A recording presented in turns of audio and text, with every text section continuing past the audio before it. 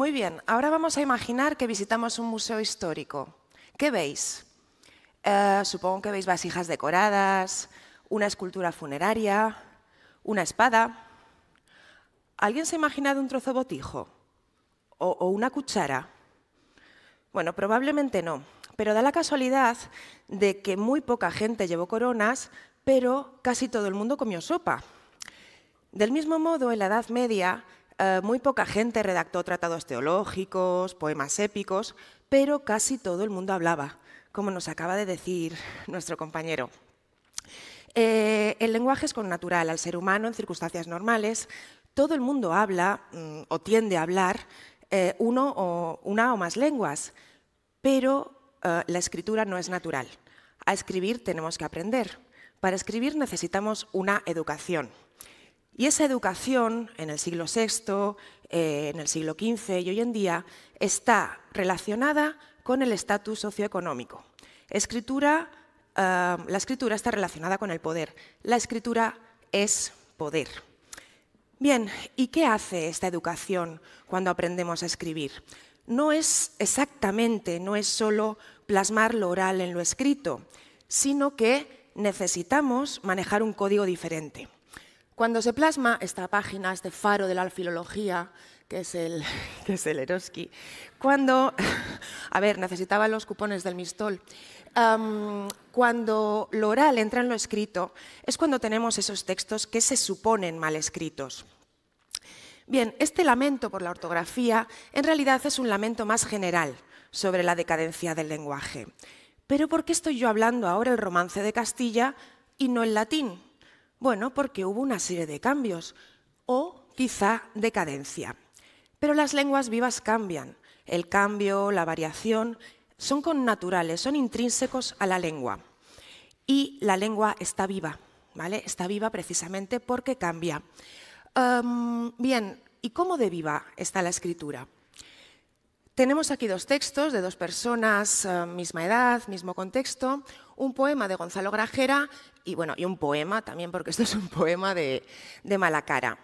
Os aseguro que Gonzalo Grajera no lee jazmines, igual que nadie diría tresillo. La ortografía conservadora no nos da información, ¿vale? Se puede escribir jazmines y se puede leer casi cualquier cosa, pero si alguien escribe montaíto de merva, no puede reflejar montadito de melva, ¿vale? Por tanto, ortografía conservadora, cero datos, ortografía innovadora, pronunciación innovadora. Es lo mismo que pasaba con estos dos escribanos, también misma época, mismo contexto. Aquí, este escriba salmantino escribió porta. ¿Qué pasa? ¿Que esa obra betónica del latín no había diptongado en ue? Sí, claro que lo había hecho, y hacía mucho tiempo, pero decidió conservar el aspecto que esa palabra tendría en latín. O puede ser o puede ser ue. Pero puerta solo puede ser puerta. Por tanto, como yo no puedo hacer una ouija con Alfonso X el Sabio, más que nada porque no me atrevo, lo único que me puede dar información son estos textos mal escritos. ¿Qué pasa? Que en el pasado la mayor parte de los textos fueron escritos por profesionales, copistas como los del Nombre de la Rosa, monjes, escribanos, notarios que escribían de una manera impecable. Pero menos mal que todavía quedan algunos cachos de botijo. Bien, vamos a empezar por el principio, la Hispania visigótica. ¿Alguien se sabe la lista de los reyes godos? ¿No? Vaya. Bueno, en la Hispania visigoda la alfabetización estuvo muy extendida para la época. La escritura tenía una enorme importancia social y cultural. Prueba de ello son pizarras como estas, ahora son una pizarra digital, y otras. Se han encontrado más de 300 de estas pizarras, enteras o fragmentarias. Bien, un dato. Los documentos antiguos son como las cucarachas. Por cada una que espachurras hay cientos esperando en la sombra, ¿vale? Por cada trocito de escritura que conservamos han perdido cientos, docenas. Y otro apunte más. la humildad del soporte de escritura normalmente está relacionada con la humildad de la escritura. Y estas pizarras en esta zona eran gratis, ¿vale? Se cogían del suelo. Bien, vamos a intentar leer esta, a ver, ¿dónde está el puntero? Esta pizarra es la pizarra del Barrado, finales del siglo VI. Es una carta que un terrateniente manda al capataz de una de sus explotaciones agrícolas. No sé si leéis aquí Paulo, Faustinus, Saluto. Vale, no os preocupéis, esta letra es una visigótica, muy cursiva, muy espachurrada. Yo cuando era joven fui una eminente visigotóloga, pero bueno, de todo se sale. Os voy leyendo. Bueno, esto dice Paulo, a ti Paulo, yo Faustino, te saludo. Por favor, te ruego que, como es costumbre, recojas tú mismo las aceitunas. Bien, se va acercando la hora del vermú, tenemos aquí unas olivitas. Bien, estas pizarras son imprescindibles para estudiar los inicios del romance hispánico. ¿Qué quiere decir inicios del romance hispánico? Pues es la manera fina de decir que esto es un latín horroroso. Los casos están puestos como le pareció y está lleno de faltas de ortografía. Aquí, por ejemplo, podemos ver oliva, ¿vale? Oliva con B. Esta es una de las características del romance hispano, esta confluencia unilateral de la V hacia la B, ¿vale? No se distinguen a día de hoy. Si yo no tuviese textos mal escritos, yo no podría datar o no podría saber nada sobre los inicios de ese cambio. Si no tuviese textos mal escritos a día de hoy, no podría saber nada sobre su extensión. Por tanto, gracias Faustino, gracias Pilar López, los corazones son míos por estos textos. Pero cuidado, esta gente que está haciendo, como no oye la distinción, no sabe escribirla, pero había gente que sí la oía. La oralidad no es única, tenemos que tener en cuenta factores como el contacto de lenguas, que provocan el cambio o frenan el cambio. En el siglo XVIII este cambio ya estaba totalmente extendido. Vemos que las grafías del tipo oliva, ¿vale?, en Mallorca no llegan al 7%. En cambio, en escribanos de la península alcanzan casi el 30%. Bien, sabemos que una de las características del catalán hablado en esta isla es esa distinción, la conservación de esa distinción BV. Como estos escribanos lo oían, eran capaces de reproducirlo por escrito. Bien, ahora voy a presentaros a Jimeno. Jimeno era un simpático despensero de un monasterio de León. Estamos en Rozuela, en un pueblo de León, en el siglo X. Este documento se llama, está ahí, Nodicia de quesos. Tenemos el montadito de merva, tenemos las aceitunas, ahora tenemos unos taquitos de queso. Nos va a quedar un aperitivo fantástico. Bien, otra vez humildad del soporte de escritura. Esto es el verso de un documento. Por el recto, por la parte de detrás, bueno, esta sería la parte de detrás, hay una donación real. Un documento perfectamente escrito en el que el rey concede una serie de tierras al monasterio donde estaba Jimeno. Jimeno apunta aquí, nodicia de quesos que, traduzco, que se gastaron cuando por ejemplo, cuando los monjes fueron a trabajar en una viña nueva, se comieron 5 quesos, le dieron 2 a otra persona, y aquí al final, se lee bastante mal, está muy borrado, aquí leemos rocola, rozuela, se habla de una visita real.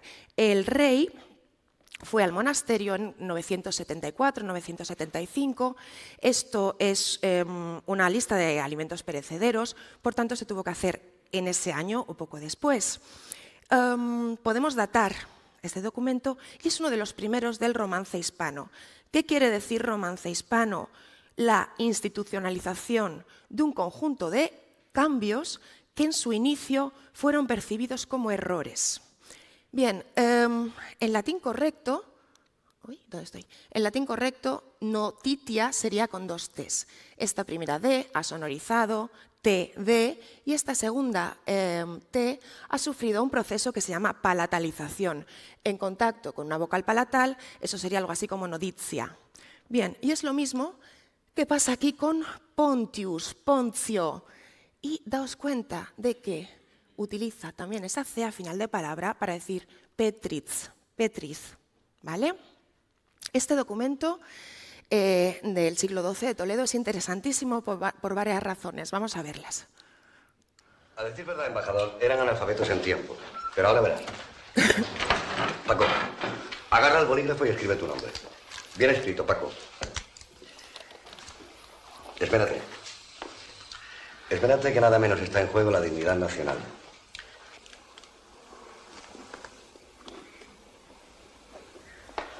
Lo crea o no, embajador, en este país hacemos desde hace años todo lo humanamente posible para redimir a esta gente. Callad, coño, no le distraigáis ahora.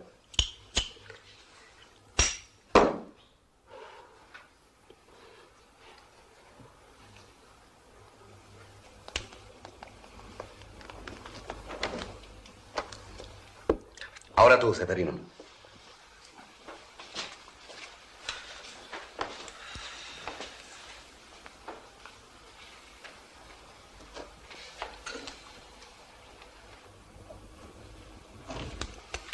Ahora te toca a ti, Regular. Las mujeres también, embajador. Aquí ya no hacemos distingos.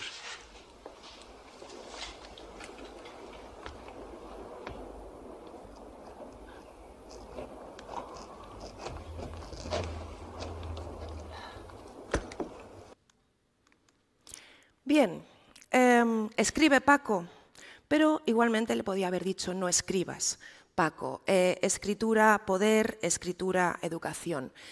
En este siglo encontramos una cantidad altísima de firmas manuscritas en documentos. ¿Por qué? Probablemente porque convivían dos sistemas legales con dos lenguas legales diferentes y no todo el mundo las entendía. Por tanto, la fe individual era imprescindible. Escribe Poncio, escribe Esteban. Otra cosa que me interesa es que recordéis cómo han escrito Paco y Régula. Esas letras aplastadas que hacen vaivenes por la línea de escritura, esa caja grande, línea muy lenta, temblorosa, es lo que llamamos manos inhábiles, semihábiles, elementales de base. Son mucho más interesantes que las que escriben bien. Y otra cosa más interesante, vemos aquí esta escritura que es mucho más parecida a la de Jimeno y a la de Faustino. Es una visigótica, esta persona era mozárabe. ¿Vale? Descendiente de aquellos cristianos que habían quedado en Toledo después de 711. En cambio, la letra de Poncio, bueno, la letra de Poncio es un churro, no es nada, pero su base es carolina. Probablemente era un repoblador de alguna zona del norte. Una letra diferente nos sirve para situar a dos personas en su contexto, en su tiempo, en su espacio y también en un contexto sociocultural. Bueno, quizá os estéis preguntando por qué he estado usando esta maravilla de Comic Sans Rosita durante, que no pega nada, una persona seria y madura como yo. ¿Esta letra qué es? Es letra de cole, es letra de niña. ¿Hay letra de niña? A ver. Bien, siempre se ha dicho que el analfabetismo femenino era altísimo, que las mujeres no escribían, que no se encuentran textos escritos por mujeres. Y yo digo, como vaya yo y lo encuentre, bueno, lo he encontrado, pero bueno, antes que yo, muchísimas otras investigadoras. Pero si volvemos a ese museo, no nos podemos quedar en las vitrinas centrales, en esas vitrinas donde hay coronas, donde hay joyas. Tenemos que bajar a los sótanos, ¿vale? Aquí tenemos una firma de una mujer en estos documentos y revolver un poquito en esos sótanos. Por ejemplo, otra vez, humildad del soporte de escritura, letras inhábiles. Estos son notas de abandono de la Inclusa de Madrid. Cuando dejaban un bebé, les metían a veces unas notitas donde decían el nombre, si estaban bautizados, a veces decían cosas como su madre volverá por ella. Estaban escritas, en muchos casos, por las madres, las comadronas o mujeres del entorno. Y se ven signos de oralidad. Son textos mal escritos. Podemos leer 5 día, no escribe la S. Se llama hipercorrección, como era una persona seseante, al decir una S pone la opción difícil, esta C. Bueno, estamos viendo que casi todo el mundo se equivoca en lo mismo. Las Cs, las Ss, las Hs, las Bs, las Vs. ¿Por qué? ¿Por qué todo el mundo tropieza en la misma piedra? Bien, no es culpa nuestra, es culpa del sistema, ¿vale? El sistema tiene grietas. Hay el sistema ortográfico, y en español tenemos bastante suerte, no refleja perfectamente lo que decimos. Si alguien no habla exactamente en la variedad, digamos que, bueno, que diría esa S, puede pasar esto. Pero esto es lo interesante. De todos modos, esta persona es muy inteligente. El auxiliar haber forma parte del verbo. Es una sola palabra, en realidad. Las filólogas, como forenses, vemos las huellas de esas caídas, de esos tropezones, y podemos ver de qué pie cojeaba esa persona, pero también qué obstáculos le habían puesto. Escribe, no escribas. Bien, y como ya tenemos el picoteo para ese vermú, vamos ahora a por un poquito de cotilleo, un poquito de salseo. Manuela Omblin. Manuela Omblin, siglo XIX, Mallorca, hija de un capitán suizo del ejército español, vivió entre Mallorca, Menorca e Ibiza, y en Mallorca conoció al Marqués de la Torre, un hombre muy apuesto y casualmente también muy rico. Cayó rendida a sus pies y él le hizo un ghosting de libro.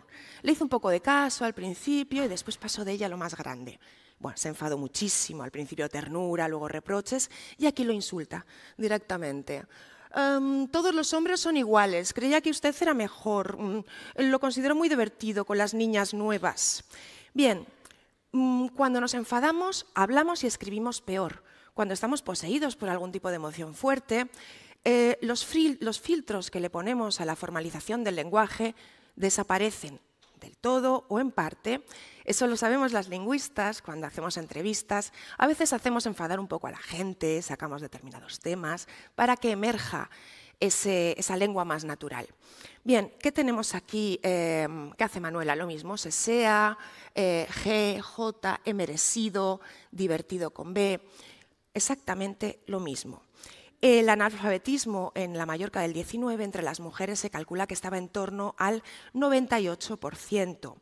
Manuela estaba en ese 2% restante. ¿Escribe bien o escribe mal?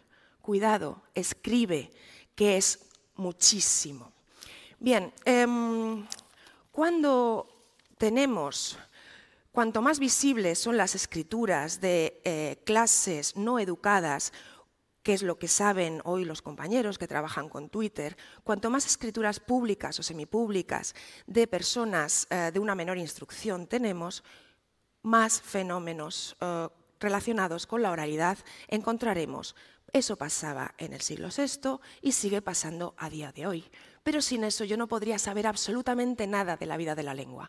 No podría saber nada del seseo, no podría saber nada de esa B, de esa V, no sabría cuándo el latín ya es romance.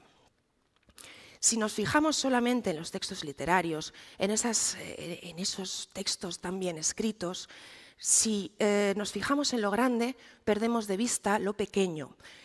Prestar atención a lo sobresaliente muchas veces es perder de vista lo relevante y perdernos de vista a nosotras mismas, que casi siempre somos pequeñas. Bien, todos estos textos, o la mayor parte, están en corpus, en acceso abierto, se pueden ver, se pueden leer. No vendo una variant, pero gracias, saludo por privado, estará encantada de dar más información sobre cómo ver estos textos y otros muchos, todos muy mal escritos. Muchas gracias.